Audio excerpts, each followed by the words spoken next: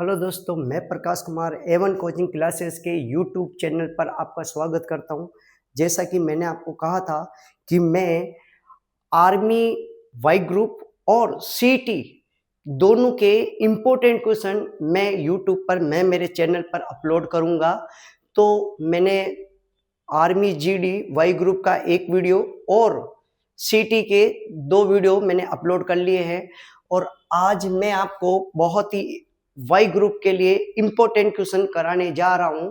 तो देखिए, सबसे पहला प्रश्न, मैं केवल वाई ग्रुप वालों के लिए बहुत इंपॉर्टेंट क्वेश्चन करा रहा हूं, लेकिन ये केवल वाई ग्रुप वालों के लिए नहीं है। ये क्वेश्चन ऐसे हैं जो हर एग्जाम के अंदर आते हैं, चाहे सीटी का पेपर हो, चाहे आर्मी जीडी का हो, चाहे रेलवे का हो, चाहे पटवारी का हो।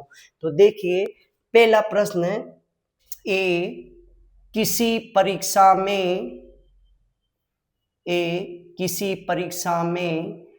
180 अंक प्राप्त करता है,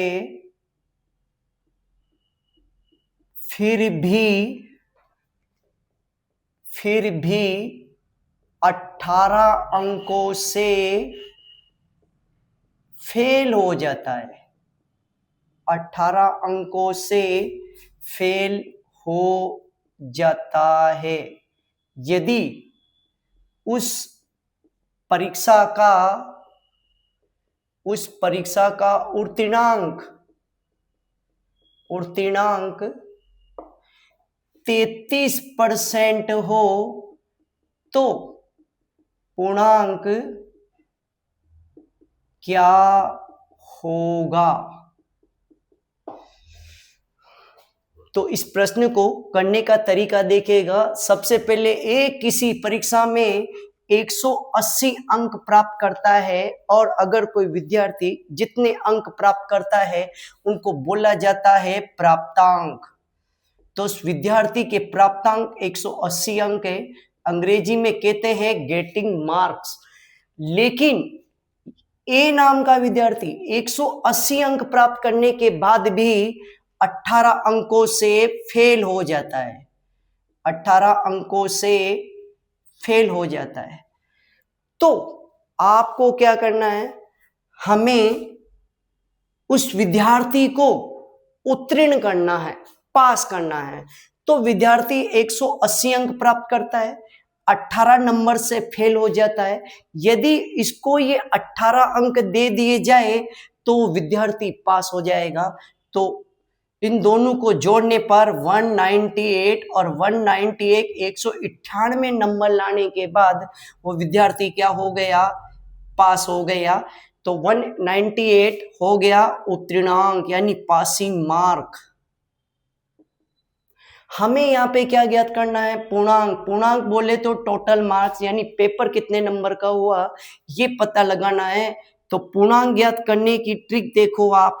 अगर हमको पूर्णांक ज्ञात करना है तो ऊपर लिखेंगे पासिंग मार्क उत्तीर्णांक और नीचे लिखेंगे उत्तीर्णांक प्रतिशत। तो यहाँ पे उत्तीर्णांक जो है वो 198 है, 198, लेकिन उत्तीर्णांक प्रतिशत 33% है। 33% है। हमें इस परसेंटेज के चिन्ह को हटाना है। हम जानते हैं कि अगर परसेंटेज ऊपर से हटाया जाता है तो नीचे 100 लगाते हैं, और परसेंटेज अगर नीचे से हटाया जाता है तो 100 ऊपर लगाते हैं। तो यहां से परसेंटेज नीचे से हटा रहे, ऊपर 100 लगेगा, नीचे रह गया ओनली 33। और 33 का टेबल, 33 के पहाड़े में 6 बार बोलने पर 198 आते हैं। 33 छंग 198 यानी 600। तो पता चल गया कि यहाँ पर जो पेपर हुआ था वो हुआ था 600 नंबर का।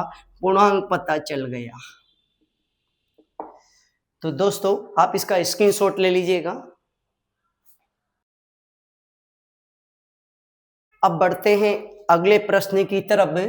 तो सेकंड प्रश्न, यदि A/B 2/3 और A/C 3/4 हो तो A अनुपात B अनुपात C क्या होगा? यदि A और B का अनुपात है, A और B का अनुपात 2:3 है, A और C का अनुपात 3:4 है, तो A अनुपात B अनुपात C क्या होगा?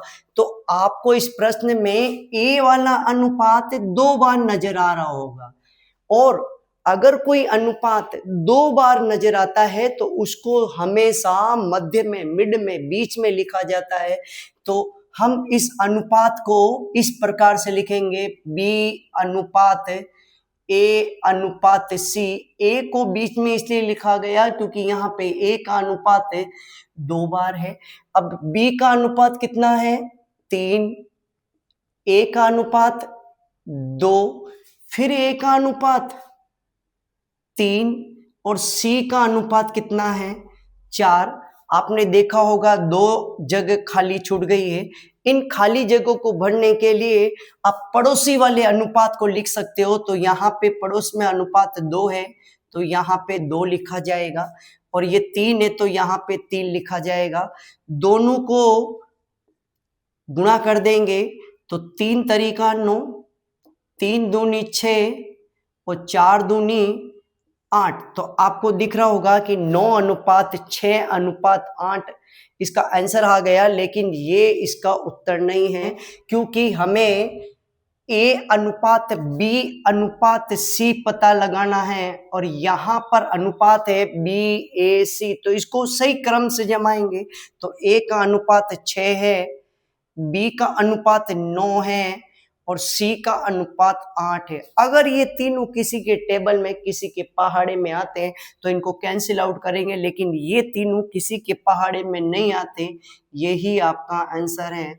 तो ये बहुत ही इंपॉर्टेंट प्रश्न है, आप इसका स्क्रीनशॉट ले लीजिए।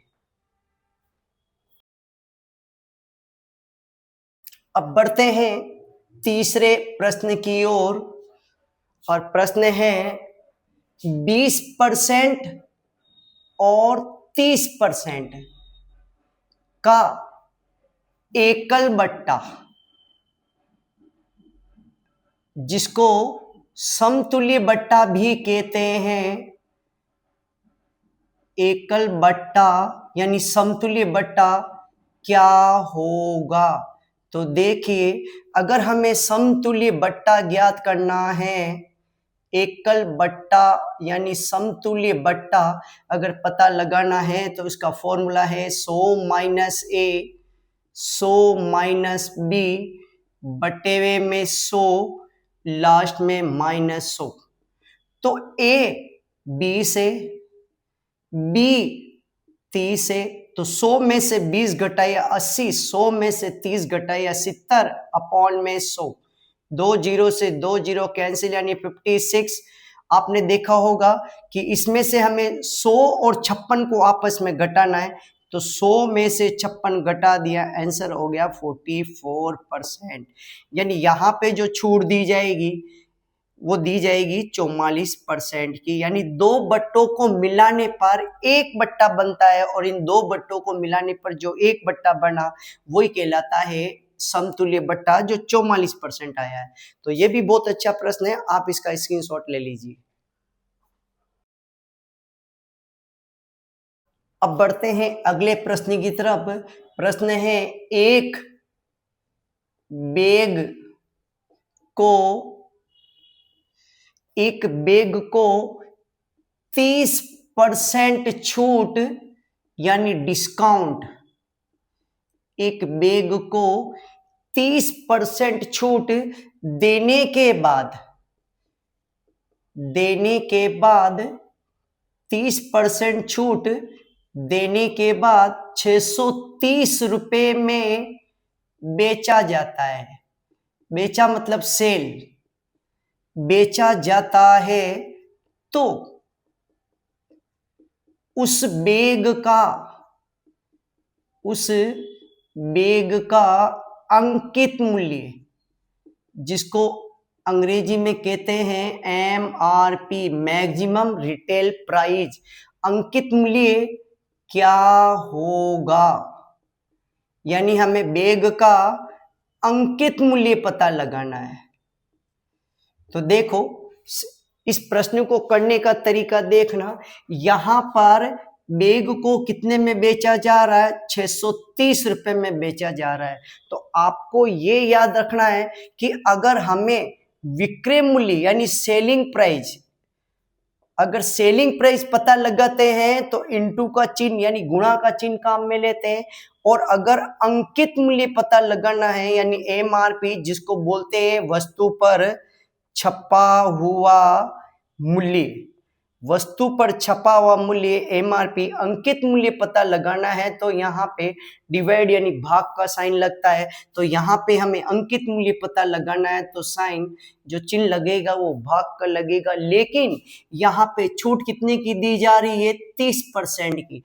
तो अगर 30% की छूट दी जा रही है तो बेचा कितने परसेंट में जा रहा है, तो हम जानते हैं 100% होता है।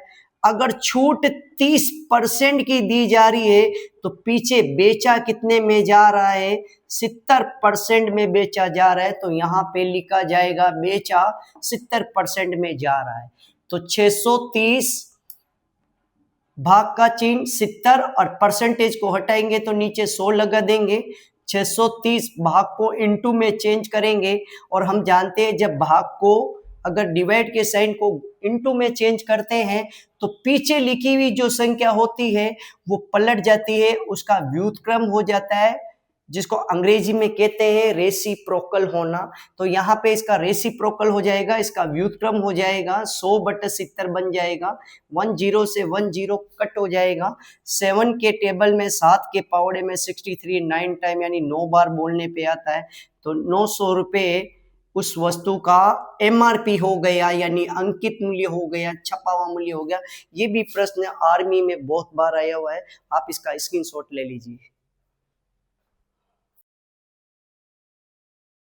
अब बढ़ते हैं अगले प्रश्न की तरफ, और ऐसा प्रश्न जो आर्मी के हर ऑनलाइन पेपर में आज तक आया हुआ है, और वो प्रश्न है 8,000 रुपए का 5% की दर से 4 वर्ष का साधारण ब्याज यानी सिंपल इंटरेस्ट SI साधारण ब्याज क्या होगा। 8,000 रुपए का 5% की दर से 4 वर्ष का साधारण ब्याज क्या होगा। तो देखो अगर हमें साधारण ब्याज सिंपल इंटरेस्ट ज्ञात करना है तो उसका सूत्र है PTR, जिसमें P का मतलब होता है प्रिंसिपल, और प्रिंसिपल को हिंदी में कहते हैं मूलधन, उधार लिया गया धन, जो 8,000 रुपए है। T मतलब टाइम, समय, समय कितना है 4 वर्ष, और यहाँ पे रेट बतानी है दर जो कितनी है 5%। इसमें एक बात याद रखना, अगर समय अगर टाइम वर्ष में है तो कुछ भी चेंज नहीं करते, नो चेंज। लेकिन अगर टाइम आपका समय माह में है तो आपको उसको 12 से डिवाइड करना पड़ेगा, 12 का भाग देना पड़ेगा, क्योंककि एक वर्ष में 12 महीने होते हैं। और अगर समय दिनों में है, समय दिनों में है तो आपको डिवाइड करना पड़ेगा 365 से, क्योंकि एक वर्ष में 365 दिन होते हैं, लेकिन यहाँ समय वर्ष में है इसलिए कुछ भी चेंज करने की जरूरत नहीं है। ओनली इस परसेंटेज के चिन्ह को हटाएंगे, अगर इस परसेंटेज को चिन्ह को हटाएंगे तो अपॉन में 100 लग जाएगा, 2 0 से 2 0 कैंसिल हो जाएगा, 80 और 4 को 80 4 और 5 को इंटू कर देंगे तो ये हो गया 20 और ये हो गया 1600 रुपये हो गया, यानी हमें इसका ब्याज पता चल गया। अगर यही प्रश्न ब्याज ज्ञात करने को नहीं कहता और बदले में मिश्र धन ज्ञात करने को कहता, जिसको अंग्रेजी में बोला जाता है अमाउंट, तो मिश्र धन दो चीजों को जोड़ के बनता है मूलधन प्लस ब्याज। तो यहां पे आपका धन 8,000 रुपया है और यहां पे ब्याज 1,600 रुपये है, तो दोनों को मिलाने पे 9,600 रुपये आपका आंसर हो जाता।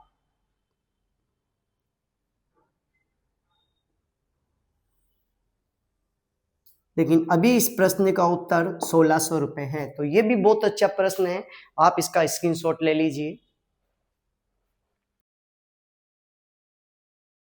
तो दोस्तों, आप मेरे चैनल को सब्सक्राइब करें, शेयर करें, कमेंट करें और आप उन सब बच्चों को सब शेयर करें जो वाई ग्रुप या सीईटी या और भी किसी एग्जाम की तैयारी कर रहे हैं, ताकि उन